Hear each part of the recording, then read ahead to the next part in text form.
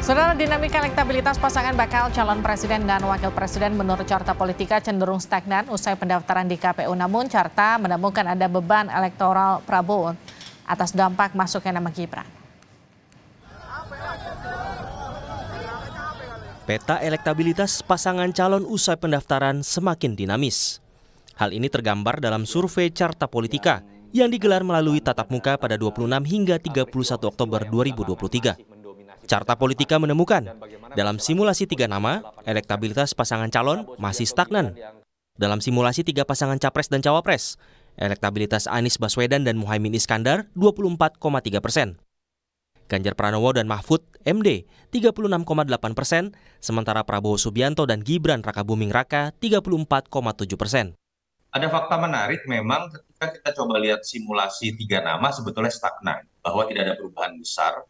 Dan kecenderungan Ganjar atau Ganjar Mahfud dalam simulasi pasangan dengan Prabowo dan Prabowo Gibran itu cenderung memang berimbang dalam selisih margin of error.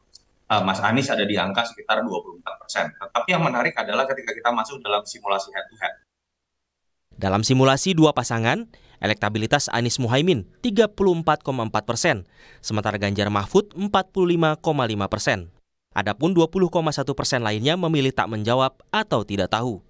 Dalam simulasi 2 pasang lainnya, elektabilitas Anies Muhaimin 29%, sementara Prabowo Gibran 50,3%. Adapun 20,7% lainnya memilih tak menjawab atau tidak tahu.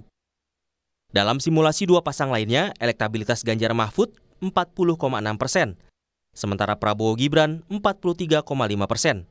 Adapun 15,9% lainnya memilih tak menjawab atau tidak tahu. Dalam temuan Carta Politika, elektabilitas ketiga pasang baca pres-bacawa pres saling salib, terutama dalam simulasi 2 pasangan atau head-to-head. Carta menemukan ada faktor masuknya nama Gibran yang berpengaruh terhadap elektabilitas Prabowo dalam simulasi 2 pasangan saat berhadapan dengan Ganjar Pranowo Mahfud MD.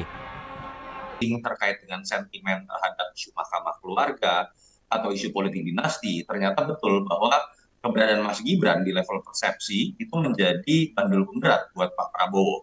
Dan itu yang kemudian terjustifikasi dengan ketika simulasi head-to-head Pak Prabowo dari unggul di pasangan misalnya dengan Mas Gibran pun dari 6,5% dalam selisih waktu 2 minggu karena isu yang sedemikian ramai ini, selisihnya menjadi mengecil menjadi selisih hanya 2,9%.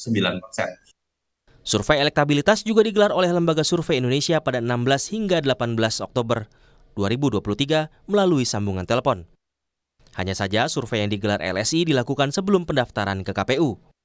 Dari survei LSI, elektabilitas pasangan Anies Baswedan dan Muhaimin Iskandar 19,6%. Pasangan Ganjar Pranowo dan Mahfud MD 26,1%. Sementara pasangan Prabowo Subianto dan Gibran Rakabuming Raka 35,9%. Kini, tersisa 3 bulan bagi ketiga pasangan calon untuk menaikkan elektabilitas mereka. Peta persaingan semakin dinamis jelang pemilihan umum 14 Februari 2024 mendatang. Tim Liputan, Kompas TV.